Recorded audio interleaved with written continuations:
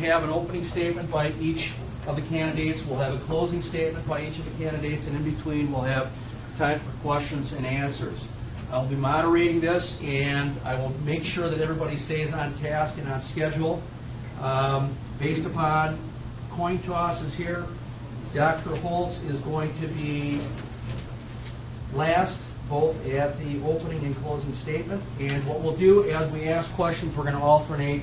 So if Dr. Holtz answers the question first, the next question, he'll answer that last. Okay? So we're going to flip back and forth.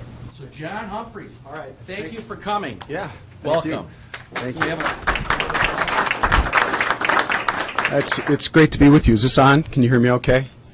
Yeah.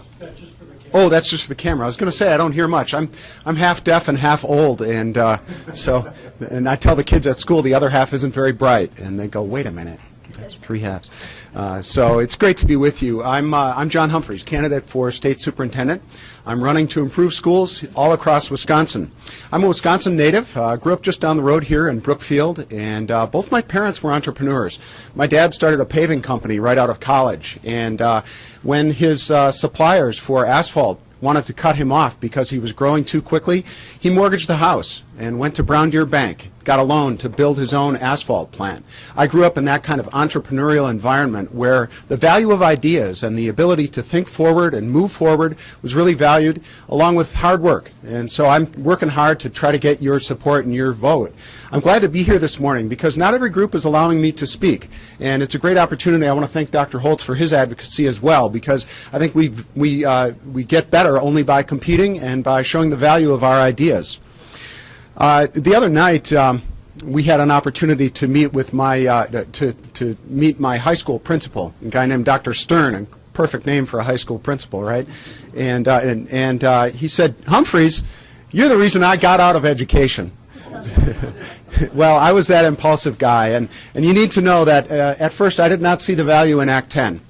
I was one who thought that Act 10 was going to tear our state apart and cause problems in education, but I've seen it working now. And even though I signed the recall petition, I'm now an advocate for Act 10 because we're better able to connect student evaluations to teacher evaluations in a way that helps us grow and improve outcomes for all kids.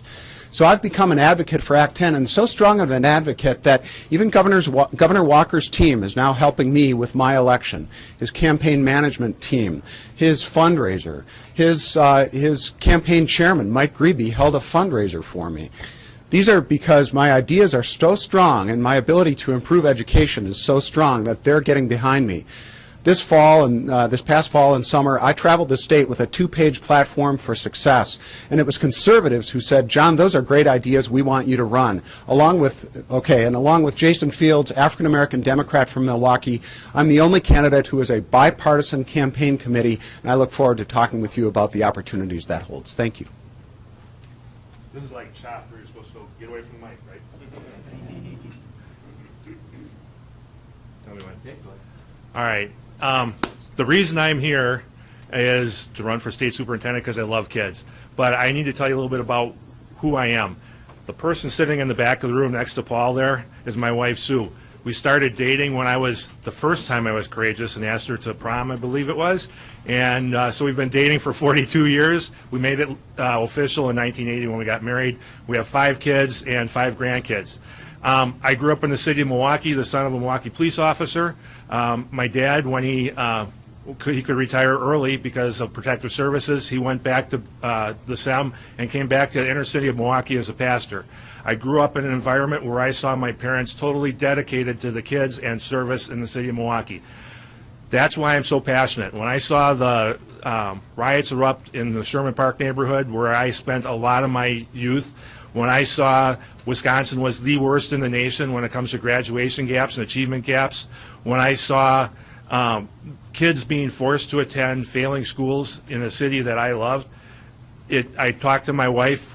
I said, we wanted to retire to a lake in northern Wisconsin somewhere, but I can retire early also because I'd been a police officer before I was a high school a principal, and I said, let's try to give service back to the kids of the entire state of Wisconsin.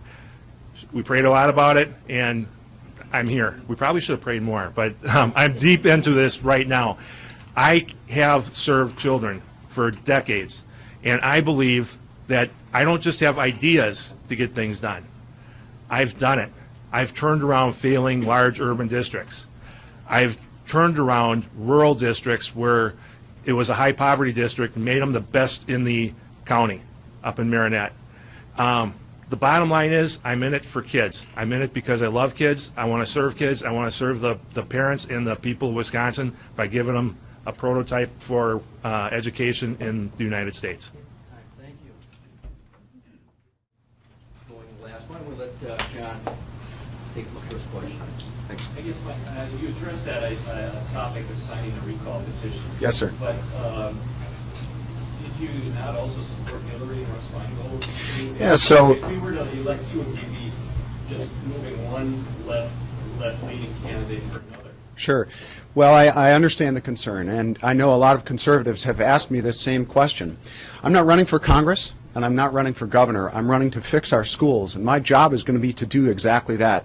I'm not going to be commenting on other areas of political life. Well, I understand that, and so what you can best see my ideology from the ideas and the proposals that I've made in education in the last month.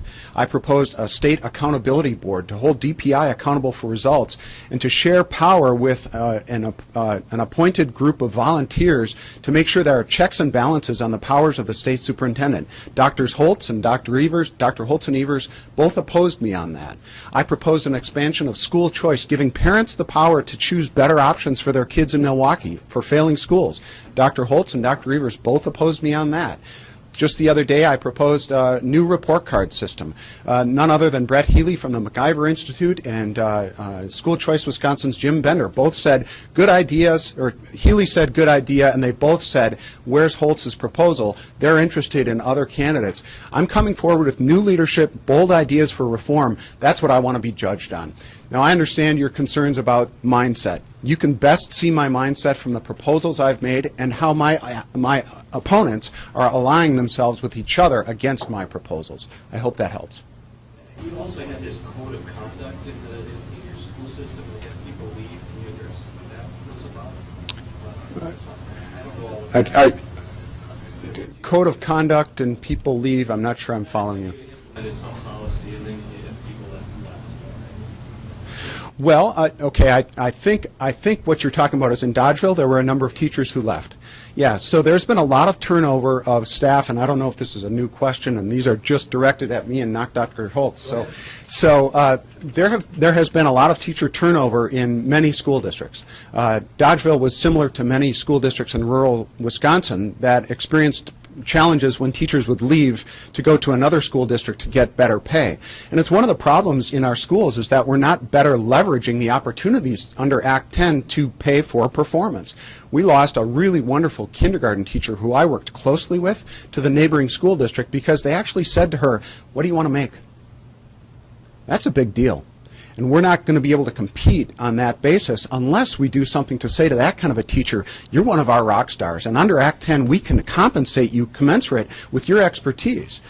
That's a failing to me of DPI leadership because they're not showing school districts how best to connect those. So I see Act 10 as a real opportunity. Yes, there was teacher turnover. Much of it was due to these opportunities that teachers have because we haven't been leveraging Act 10 in school districts. But I would also say this. We had some school improvement models that we were really actively trying to move forward in rural Wisconsin. In a school district where about 45% of our kids are reading proficiently, we were really taking that on and moving forward. And there were teachers who said, John, we're not about accountability. We don't want to be held accountable for those results. We're going to go to another school district. So I was using Act 10. I believe in it, and I've seen it work. Thanks, John. Lowell? Is there somebody with a question for Lowell? I don't know if you want to. You can talk about why I did. No, I'm just kidding. Let's have a question for Lowell. Do you want me to answer who I voted for? I can answer that real easily. Yes. All right. In the last election, I not only voted for Trump and Ron Johnson, my wife and I spent probably hundreds of hours working Republican county fairs and events to promote both of those candidates. So obviously we voted for him because we were working to get them elected. I always voted for Walker, probably more times than any other governor because of the recall. Romney, I loved his choice of Paul Ryan. Ryan is one of the most fiscally conservative people. He's so intelligent when it comes to the budget on the national level. I love talking with him and sharing ideas. So from that perspective, that's the way I voted. Addressing the discussion about great plans and why I haven't come up with one, I want to make sure I get this quote right, so I'm actually going to read it. I apologize for that. But in 2010 to 2013, the United States Department of Education spent $3.5 billion on school improvement grants. You would receive the grant because they had teams of experts who put together programs that you could use to turn around your failing urban districts.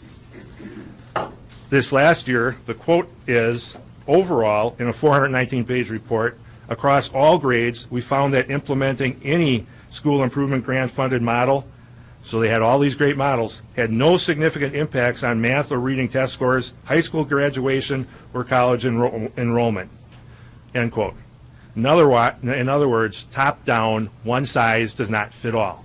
You don't write a plan in isolation and expect that plan to work in rural Wisconsin, in Hudson, where we were last night, in Waukesha, where we are today. Every place deserves their own local control. Every place deserves the opportunity to say what's best for our kids. What's the role of the Department of Public Instruction? To write some great plan for everybody in the state to follow? No, it's not to be top-down regulatory. It's to be supportive. Step away. Answer the question. You signed the recall. No, I did not sign the recall petition. Next question.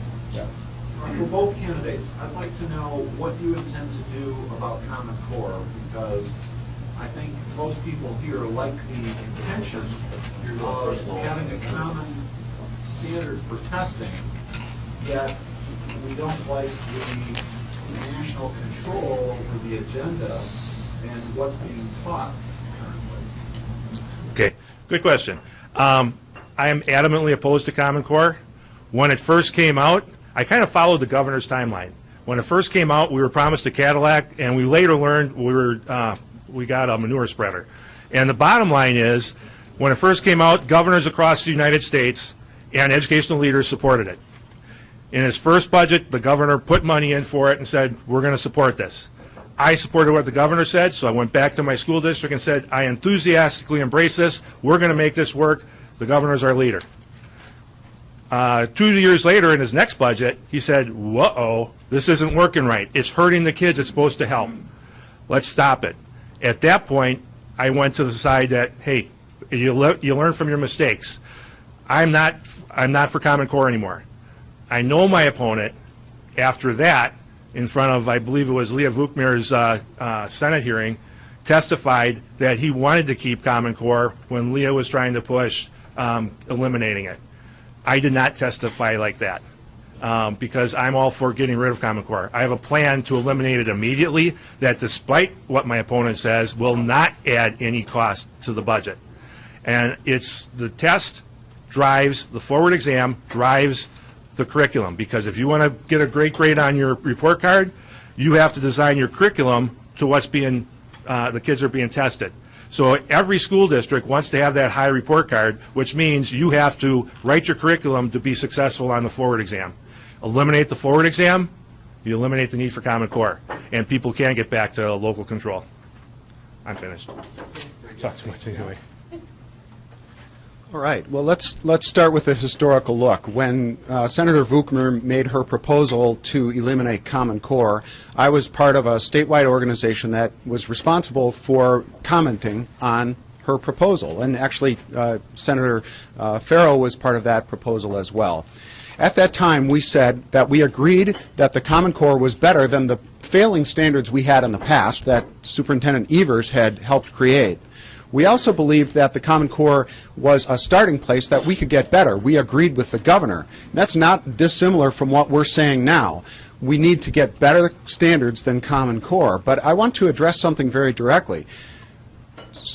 Dr. Holtz was superintendent in Whitnall, Wisconsin, right? They were implementing Common Core all the way through 2015. So if you felt that that Common Core was so bad, why didn't a big course correction happen at some point? You can look back in the Whitnall website and find an ongoing implementation of Common Core. So let me tell you about my proposal. We proposed a 2-year process to change Common Core and come up with new standards, high-quality standards for Wisconsin. That would involve a lot of parent and educator input with help from outside organizations who can help us make the best standards, especially in early literacy. We have a real problem with elementary reading in Wisconsin. We've gone from a top 5, top 10 state in elementary reading to 30th in the nation in 2013. We need especially better standards in early literacy, and so that's what we're proposing, a multi-year process to get feedback from educators and parents about where we need to go from this. My opponent hasn't proposed any new standards to my knowledge. He proposes just changing the test. Well, here's the problem with that. First of all, we have a 10-year, $80 million contract with the testing company. Okay, well, what happens if we end that contract? Do we lose some of that money? That's a concern for me. And you can change to a new test, absolutely, but that would be our 4th new test in 6 years. Nobody wants that. People don't want to have a big sea change in testing. We want consistency so we can see the changes over time. So I propose that we modify the test over time to reflect our new standards. Next question. In light of the fact that over 600 people have died in Wisconsin last year from opioid abuse, and the majority of those people under the age of 25, Yeah. do you support a program through public education to combat this problem? And number 2, do you support Representative Bill Clay's idea of voluntary drug testing? Yeah, well, we already have the ability for school districts to implement drug testing in their co-curricular programs. And that would even include kids who want to park in the parking lots in the school. So the school districts already have wide latitude to implement drug testing. And it's a really critical problem for us. As we know, we lose too many people to drug overdoses, and it's not just opioids, it's other drugs as well. The idea of widespread testing, I think, is one that I would want to consult with the legislature on. I was part of the team at the Department of Public Instruction that was focused on drug abuse reduction, alcohol and other drug abuse prevention. And so I have a good background with prevention-focused educational activities. You've got to educate kids about the hazards and dangers, keep them from that gateway into beginning to use drugs of any sort. And that's important to involve parents as well. So I support very vigorous prevention activities. That could include drug testing, and school districts already have a great deal of latitude to implement that. I would support school districts in using that in a very effective way with their students with parental input.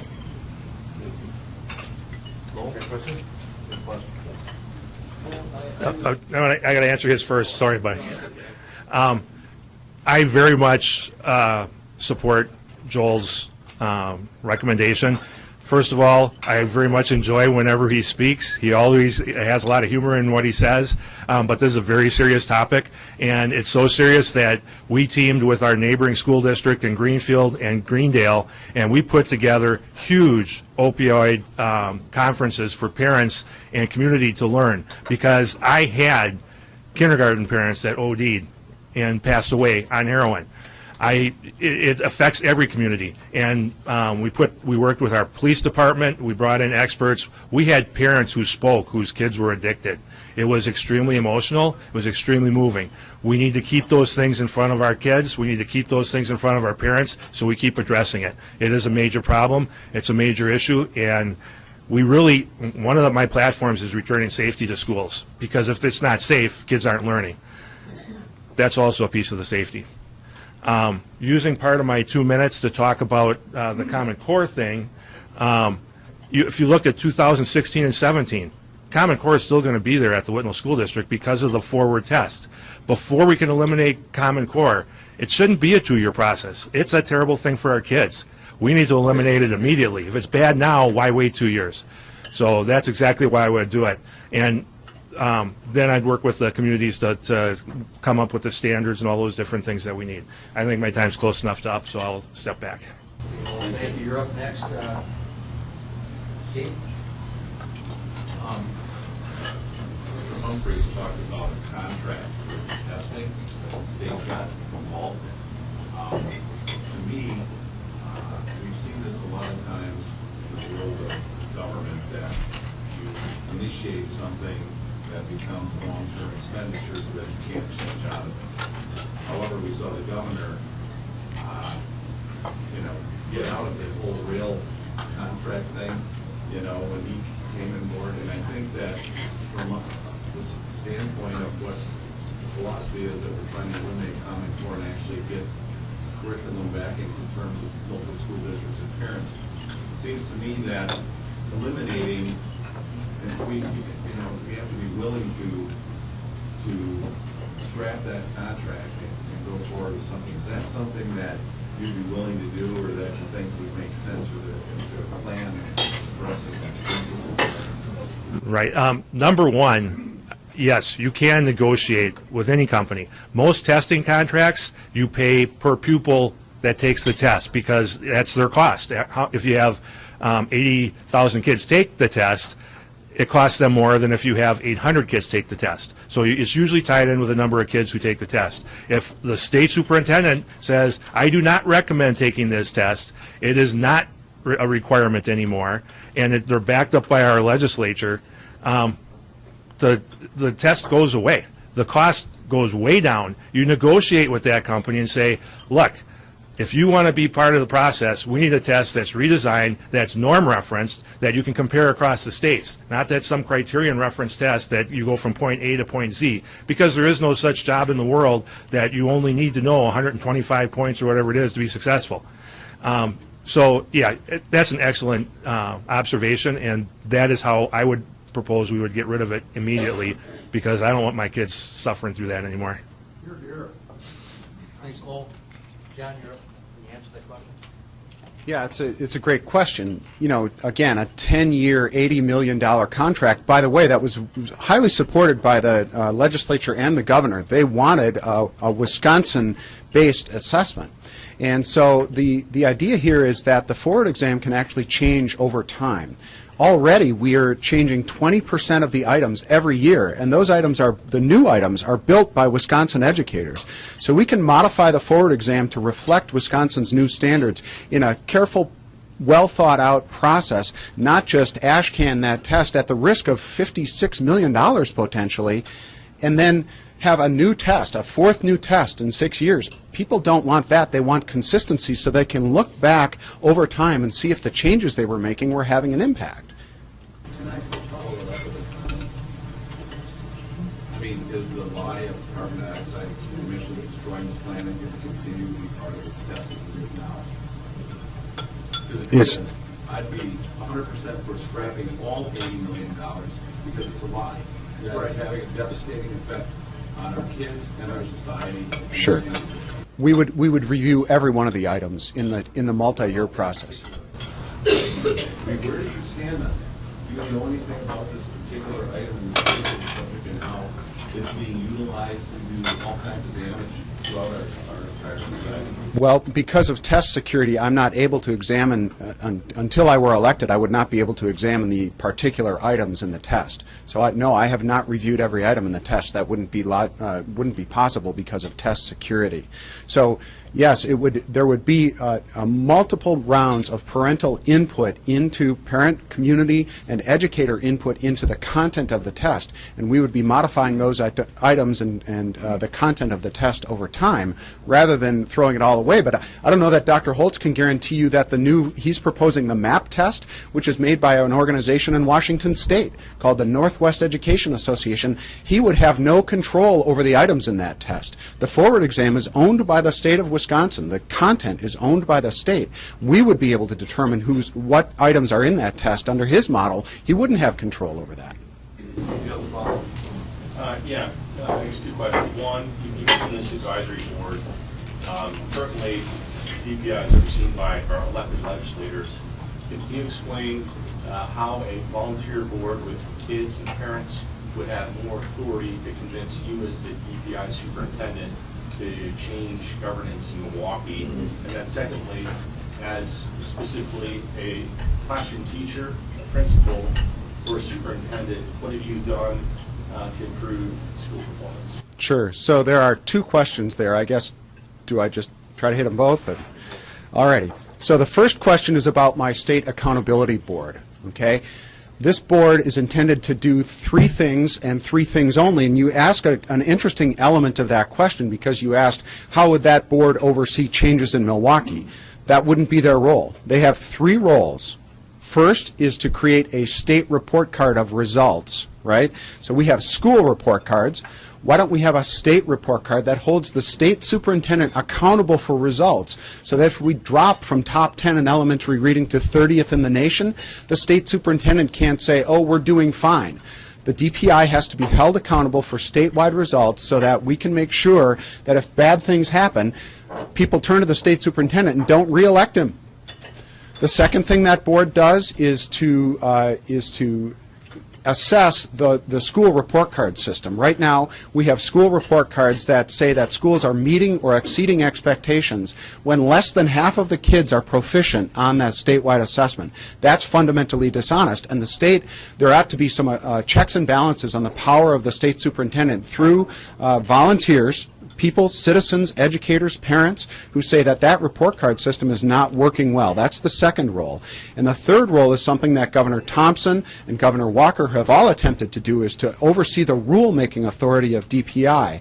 This board would oversee that rulemaking authority by either approving or denying those administrative rules to make sure that they're meeting the needs of educators and schools, school boards, and administrators so that we can focus on school improvement. I'm going to have to come back to your question, your other question a little later. And the answer to the other question, John, is no experience as a teacher, no experience as a principal, no experience as a superintendent. Isn't that correct? You know, I know that you're working with Dr. Holtz's campaign, and so it doesn't feel like a very straightforward question. And you know, could I take time to actually respond to the question? Okay. All right. So let's talk about school improvement. I want to take you back to something Dr. Holtz. Let's answer the question, John. Have you ever been a classroom instructor, principal, or superintendent? Yes. For a year? As a classroom instructor or principal or superintendent? I taught a class in human growth and development and student safety and decision making and problem solving at the Norris School District in Mukwonago, Wisconsin.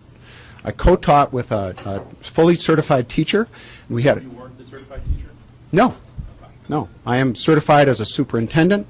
I'm certified as a director of student services. I'm certified as in other areas in school. You haven't been a full-time instructor, principal, or superintendent ever? My experience has been focused in working with the kids with the most significant needs. Kids with mental health challenges, students with disabilities.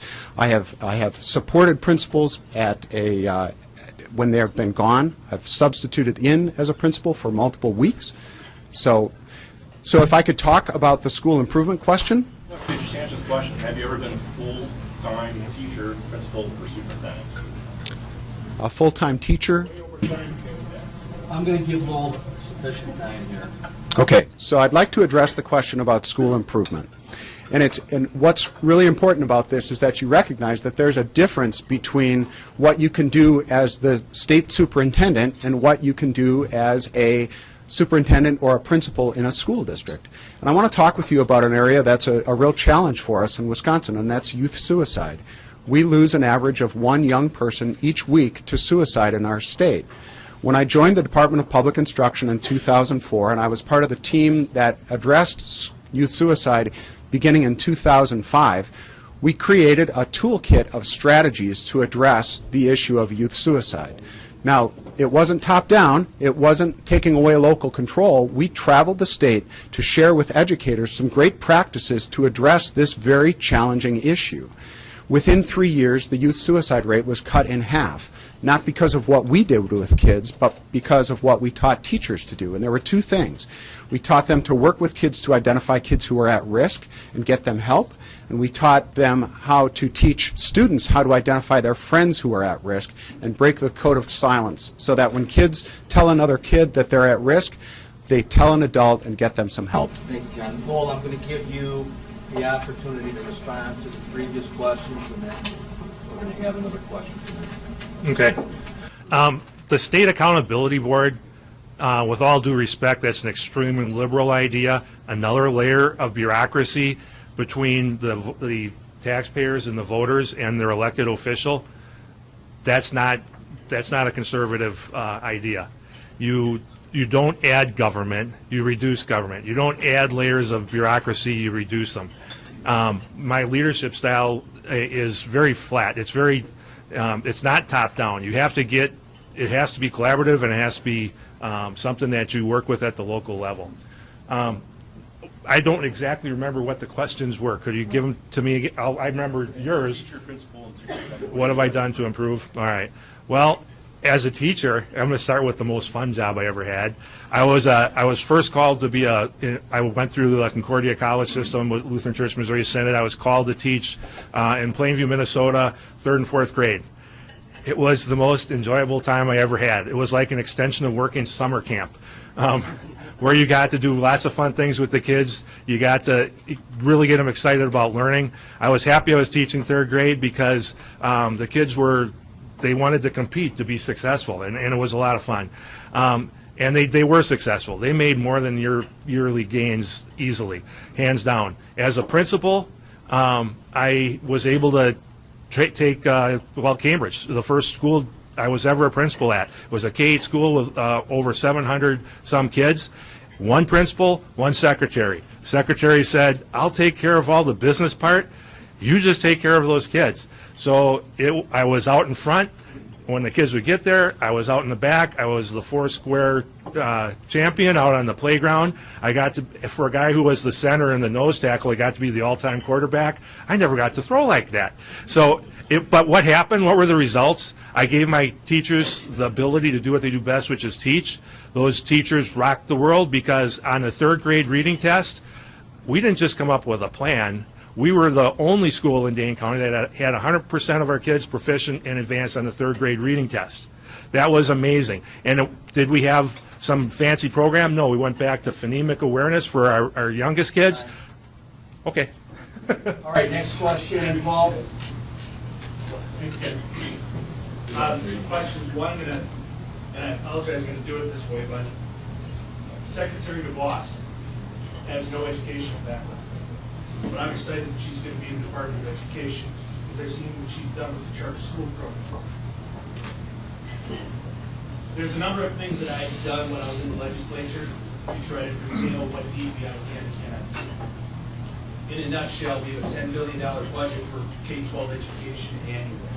424 school districts, 855,000 kids are in public school right now. As DPI superintendent, how are you going to be more efficient? You say you want more efficiency, you don't want another layer. How are you going to be more efficient in encouraging the districts to reduce administrative side costs? When I know here, if anybody in Lake Country knows, we have 7 feeder schools that go into Arrowhead. Each of those schools has a superintendent and a principal. Do we need that type? What would you do? How would you work with the governor to set up a budget to encourage smaller districts, of which 53% of our districts have nothing less than 1,000 kids in them? How would you look at reducing that size so that we have more effective districts and we have less overhead within the systems? I'm going to ask both candidates to answer both questions within the time that we have allocated. Okay. First of all, Waukesha County is lucky because I missed your ideas in the legislature. I really want to stress that I will collaborate with our conservative legislature and governor. We will come up with the best ideas by working together. We will come up with efficient ways of encouraging small districts. And we have districts with 2 500 or less kids in the state of Wisconsin. It's hard for them to survive. If we can encourage them combining with other districts, you know, for efficiencies and extra educational opportunities, we're going to do it. And I'm trying to remember all of the question. I'm not someone that wants to just pour more money into a situation to try to improve it. Doing the same thing over and over without changing anything that's one of the definitions of insanity. And I don't like to think I'm insane. So one of the things I would like to do is identify things that we can do, work with the school districts, go to them, go to the rural farming community, go to the urban center, send a team, and the team can be 2 people that focus on showing them how to collaborate with the business. You start with the business, you start with the local government, you start with the parents, and then the other person on that team is working on the culture within that building. So you eliminate, start with DPI, you can eliminate a layer of the bureaucracy by, there's over 600 employees there, half of them are federally funded. You know, we can save money and reduce some of the administrative costs by taking off some of the regulations too, the regulatory burden. Educator effectiveness, it's an evaluation system on steroids. Oh my goodness.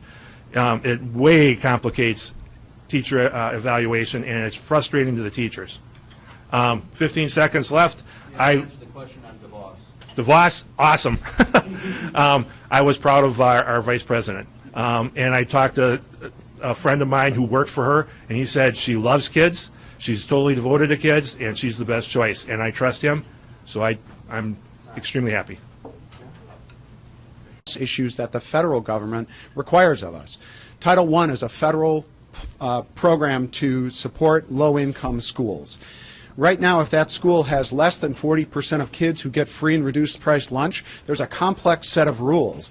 But once you get over 40%, it opens up and you can be much more flexible to address needs. Well, why don't we just let people address those needs from the ground level right away? That's one of the things that I think a Secretary DeVos could do really quite well, and I'm excited to have a chance to work with her. So we've been supportive of her appointment from the very beginning. Your next question had to do with the administrative burden of DPI. I've seen it up front. I've seen people who arrive at DPI at 9 o'clock in the morning. They go to their cubicle, make a few phone calls, go around, have a little coffee, chat, maybe go out for lunch. About 3:30, they're kind of winding down. The accountability inside DPI is unacceptable. And I would hold the staff members accountable. Just as I worked very hard when I was at DPI, I traveled to every regional office. We have 12 local offices almost every year because I wanted to get out and hear exactly what was going on in schools and help them out. I had a very strong passion around working hard for the people of the state of Wisconsin. So I've seen it up front. Dr. Holtz is right. There's about 600 jobs, positions at DPI. About 450 of those are at the School for the Blind and the School for the Deaf. These are the 2 schools we run from the state, in the state, for kids with very significant disabilities. I wouldn't want to propose taking that away, but Dr. Holtz's idea of consolidating these small districts, boy, that's a live wire. I mean, there are small communities, and the school is the centerpiece of that community. So I'm not very interested in closing down rural school districts. Yes, I think there are great opportunities for efficiencies, and I can talk more about that. Okay, I'm going to answer the next question, but Lowell, as part of response, I know that Mr. Humphreys had brought up claimed that you are interested in closing these. Supposed to respond to that quickly, and we'll take the next question. Yeah, the easiest response is never let the facts get in the way of a good story. I would certainly not close down schools. I've seen great schools, great districts combine administratively, so they kept their identity, and they're in suburban Milwaukee, by the way. They kept their identity. They had their own school boards, but they would have one superintendent. They'd have one business manager between the two schools. So there's lots of ways to do it. I never once said I'd close down any school or take away any local control or identity from a community. So with that being said. Okay, this is for both of you. In my observation, the knowledge of American history and American civics of the younger half of the adult population, a significant part of the younger half of the adult population is absolutely appalling. Many people under the age of the mid-40s are almost completely ignorant of both of those subjects, yet they are central to maintaining our freedom and maintaining a healthy civic life. My question is, and this trend has been going on since the mid-1970s, to de-emphasize knowledge of American history and American civics. What would you, as state superintendent, do to reinvigorate substantial, in-depth knowledge of American history and American civics in all of our public schools? Okay, it's a great question. Because of Common Core, it's really accelerated. And yes, I agree that we've been rewriting history, re-emphasizing what took place in the past. But when you put the Common Core piece in there, it's now accelerated, because what that does is the federal government is controlling that Common Core piece, and they're pushing it down through the curriculum, and it's changing the curriculum. There's a reason why so many kids supported Bernie Sanders and the socialism idea. They don't know anything about it. That's the problem. They just see a really friendly older guy, and they say, hey, I like the way he acts, but they don't understand it. So honestly, the textbook companies really control what's put in front of the kids. You would have to come up with some supplemental things that say, and work with the legislature, work with people like you, that says, these are things that we really need to talk about that we're missing. And you can do those supplements. You can put together a website so they don't have to buy anything additional, where the teachers, just like we have focus on different things at different grade levels, you can put that focus in there, where when they're taking their history and civics classes in high school, that's part of the curriculum. Okay, John? Well, Dr. Holtz talks about the problems with the Common Core, but he's not proposing to replace the Common Core with any standards at all. So basically, it would be left up to every school district to make their own decision about what civics would... Okay, I got that, and I understand your interest there, but how do you feel about how Madison might work with that? Don't you think that the state ought to have some guidance around what the standards are? Just hear me out for a second. Because the state does have standards, curriculum standards in social studies and in civics, right? It's up to the school district to determine how they implement curriculum in that context, and what the tests look like comes from the state. So if Dr. Holtz is proposing no statewide standards, you're going to get school districts that don't want to teach civics in the way that we know is consistent, and kids learn to understand the Constitution, understand how our democracy works. We ought to have some model for exactly the type of knowledge that gets shared with students, but allow that local control at your school district level to determine the curriculum. That's the model that's been working in Wisconsin in many ways. Now, I understand that we're not doing the best job with implementation, right? Our social studies teachers aren't getting adequately trained to teach civics. That's a DPI issue, because DPI hasn't been holding the training programs accountable for the types of results we're getting. That's the type of thing that a DPI can do well. So this idea of all hands off, everybody's got local control, I understand. I want local control, but I also want DPI to be in a leadership support position to help those great practices thrive, not just anything goes. Okay, one more question, then we're going to go to a rapid fire. Following up on that question, roughly 50% of millennials use socialism, which is superior to capitalism. Do you feel the state has any responsibility to have a mandated curriculum for teaching economics? A mandated curriculum? No, I don't believe the state has a role in having a mandated curriculum. A requirement for economics? Well, you know, I told you about my high school principal was Mr. Stern. My high school economics teacher was Mr. Gain. Yeah, so I loved economics in high school, and I took a year of economics in college at the university level, micro and macroeconomics. And as I told you, my parents were both entrepreneurs. This is a critical hallmark of our democracy is our thriving economic system. I think it's a wonderful idea to include training in economics and entrepreneurism and how it connects with our democracy and our democratic system of government. So I would be very interested in supporting that idea. But again, you start to look at, well, here's an example. We have math requirements right now. If it's not already the case, I would think that economics could be very applicable as a math requirement for graduation. That would be an example of the way we could support that. Okay. Could you ask the question one more time, please? Given the fact that roughly 50% of millennials now believe socialism is superior to capitalism, do you believe the state has a responsibility to get economic education into our school system? Yeah, absolutely, no doubt. It should be a requirement for every student because the only way, knowledge is power. The only way you're going to overcome the influx of the socialism issue is by giving them the truth. So that's an easy one for me to answer. I don't need 2 minutes to answer it. I do want to briefly touch on, though, again, I don't know how people sometimes make the leap from a statement on saying you don't support the Common Core to I support no standards. That's the last thing from the truth.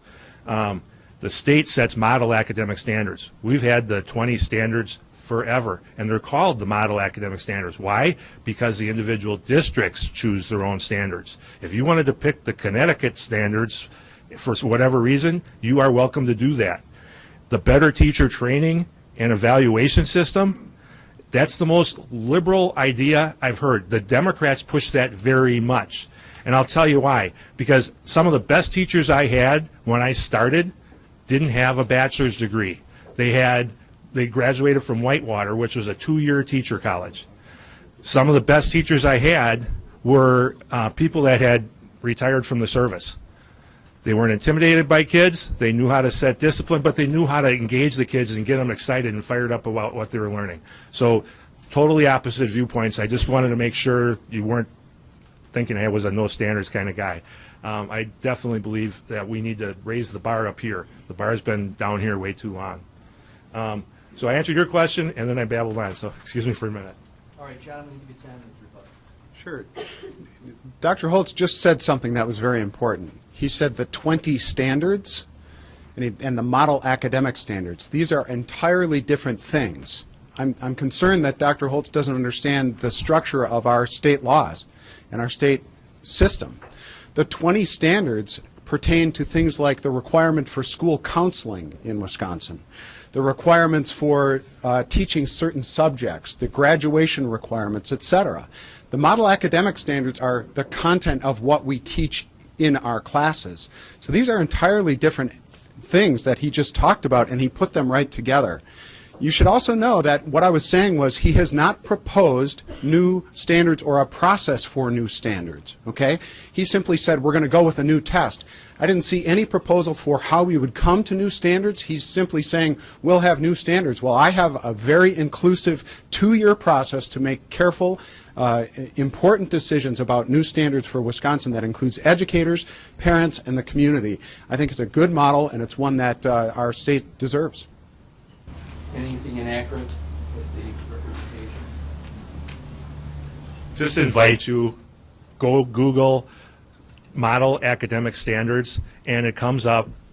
The state sets the model academic standards, and then the school districts set their own standards.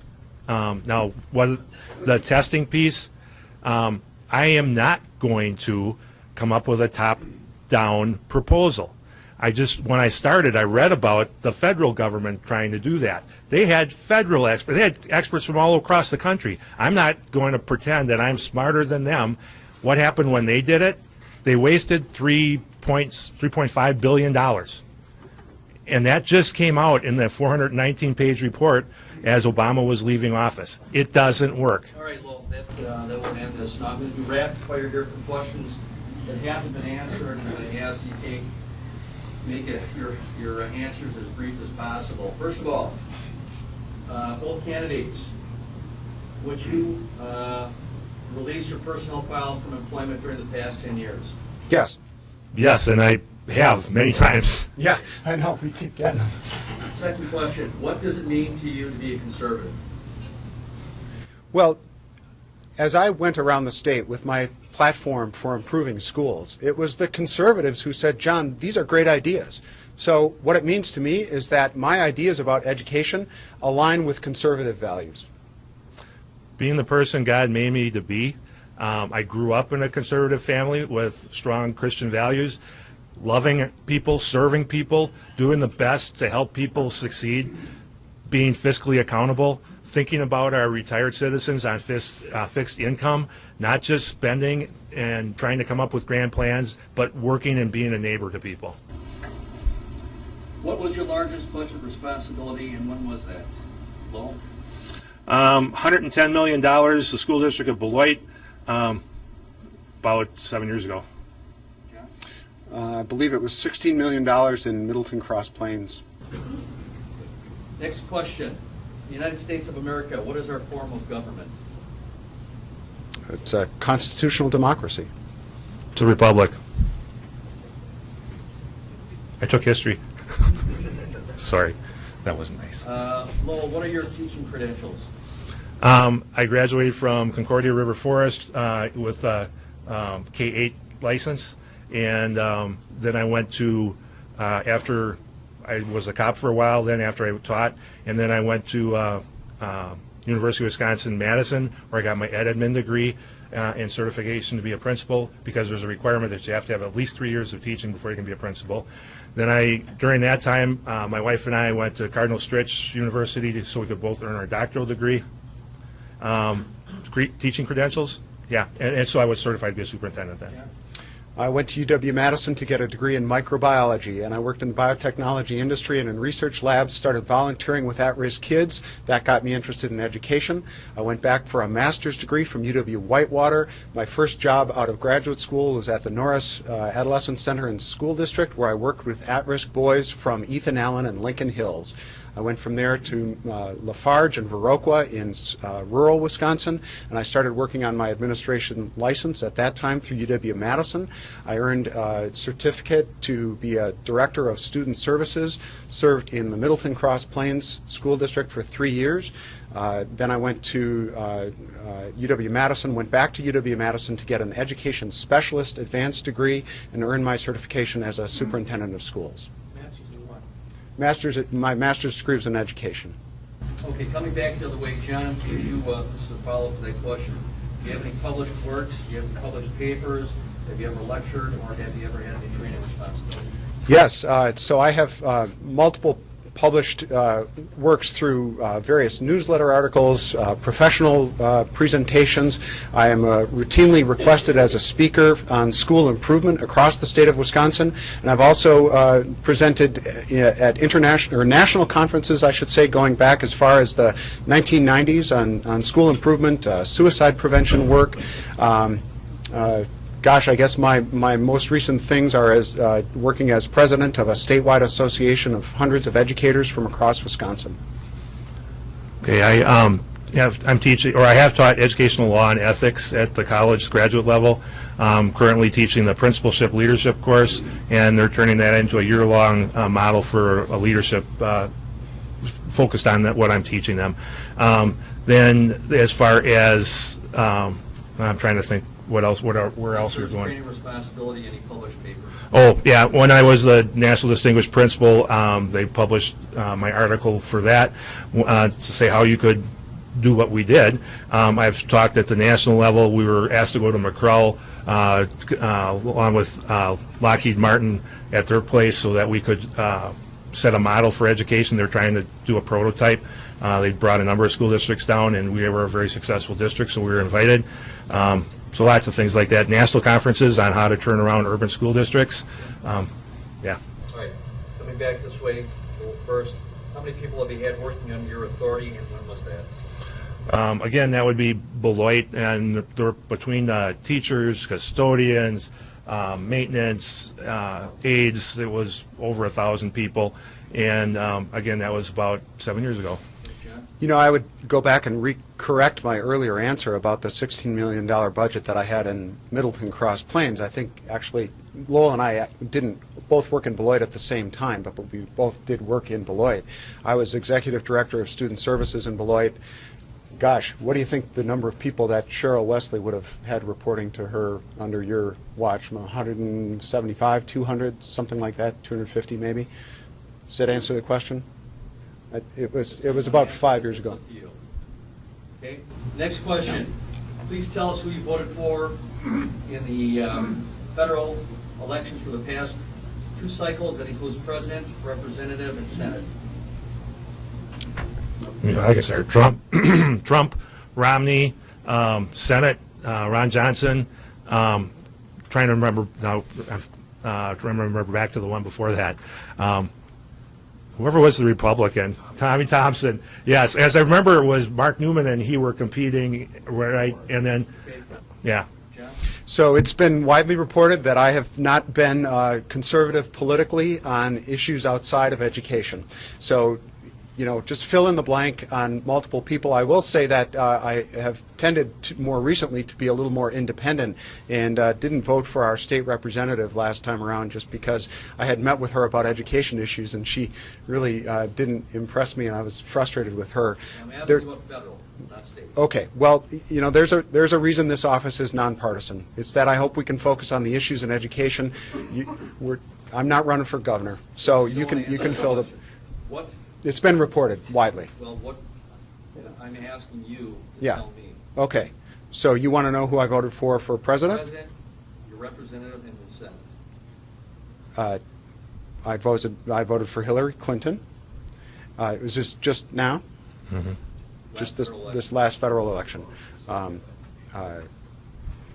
In Senate, Russ Feingold, and Assembly, or sorry, House of Representatives. Mark Pocan is our legislator. I don't know if he even had a challenger last time. All right. I'm going to follow up with that question, going back the other way. John, what policies and traits of these candidates that you voted for do you appreciate and admire?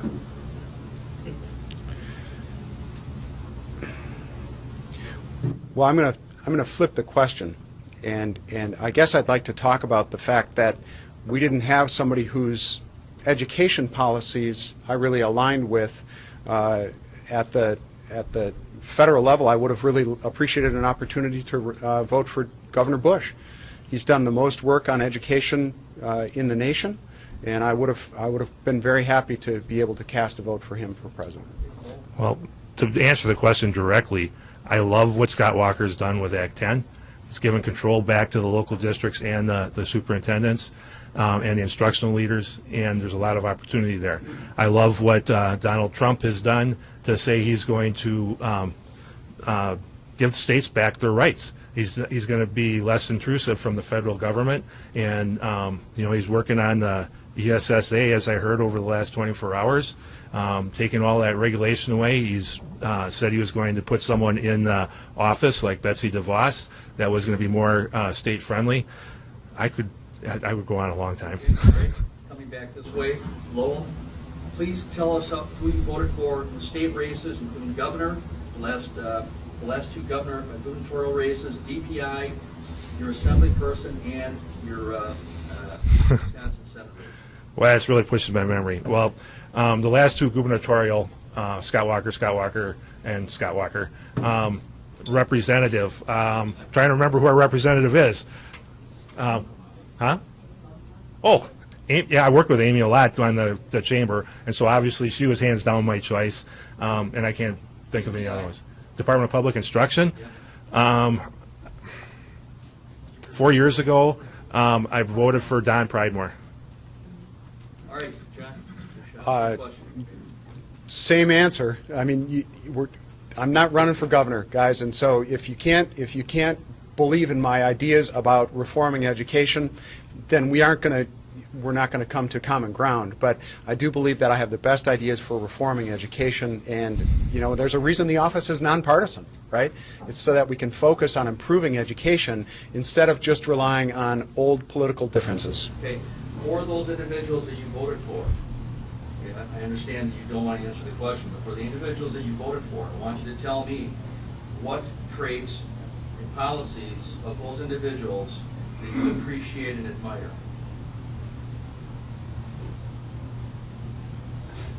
So, Obviously, you voted for them, so there's something about their policies that you admire and the traits that they have that you admire. okay. I think healthcare is an important area, okay? Now, you may or may not agree with Obamacare. I get that. John, I'm talking about the state level now. State level. State level. Sorry? Let- Well, I would talk about healthcare and the opportunity to improve healthcare across the state of Wisconsin. That would be one. Opportunities for economic development that I think, we can all agree. Improvements in employment, and now we're seeing Governor Walker's policies work quite well in that regard. So, All right, thank you, gentlemen. Closing statements. John, you're going first, I think I went first last time, so but I think I'm okay either way. I think I went first last time. You were going to go first this time. all right, yeah. Fine. All right. What I'm sick and tired of is having to dance around the issues. I'm not a politician. I'm not. But when I see the bar, when we have 55 failing schools in the city of Milwaukee, and the bar was only knee level, and they dropped the bar to the floor, and the state superintendent says, poof, there's no more failing schools in Milwaukee. And I see parents being forced to send their kids at 4 years old into a school where when they're 14, they're going to walk out the other side with 0% ability, 0% proficiency in reading and math. It comes back to what I learned as conservative values. When you do something wrong, you need to name it. Failing schools. You need to own it. Accept responsibility. No one's accepting responsibility, and you need to fix it. We need to name the problem, own the problem, and fix the problem. We're failing tens of thousands of kids, and it has to stop. That's why I'm doing this. And that's why I'm running. And, have I been serving kids for the last 3 decades? Yes. Have I been successful in turning large districts around and small districts? Yes. I don't just have plans. I did it. I want to do it for all the kids in the state of Wisconsin. Would it be much more relaxing? Is it always a pleasure to serve? No, but it is a privilege. I want every kid to have the American dream back. If you can't read or write, you don't have the American dream because you don't have a chance of getting a job. We need to give our kids the chance to learn enough that they can compete, and to be able to compete well enough that they can win the dream job, not just at the state level, nationally or internationally. And that's what I'm going to do as your state superintendent. All right. Well, I want to thank Ken and all of you for being here today. I want to thank Ken for the opportunity to speak. And I understand that you're very interested in our economic development. I've had a number of important proposals to improve education across the state of Wisconsin, things that Dr. Holtz, along with Dr. Evers, have opposed. If you look at the policies that I'm proposing, you'll see some important things that conservatives are really aligning with and resonating with. When I made the proposal about low-performing schools, it was Dale Kuyenga who said this is an interesting idea, an important one, and he felt like it was good to challenge the status quo. Dr. Holtz opposed that idea. And it's not a top-down idea. It's an idea to give parents an opportunity to choose different models to improve schools in their communities.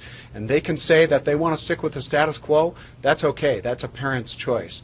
Over and over, I've made policy proposals. I'm going to be that bold leader that shakes things up in education to improve outcomes. And I'm the one who's got the most experience at a state level of actually improving an outcome. I helped schools deal with the problem of youth suicide so that we saved dozens of young lives. You don't do that by just saying, hey, there's lots of opportunities here, interesting things. You go out and you actually work hard, travel the state, and meet with people. I understand that you might have concerns about other political things, and I got that. That makes good sense. But I'll tell you that my ideas on education are the strongest ones, and they're the ones that conservatives are resonating with because they're the most likely to succeed. If there's one reason I've gotten Jeremy Teesfeld and Jason Fields guys from across the aisle to agree on my candidacy. It's because I am electable, I can win this office, and we can turn the state around to improve education for all kids. So I'm asking for your support. I ask for your vote. It's less than 2 weeks away now. February 21st is the primary. April 4th is the general election.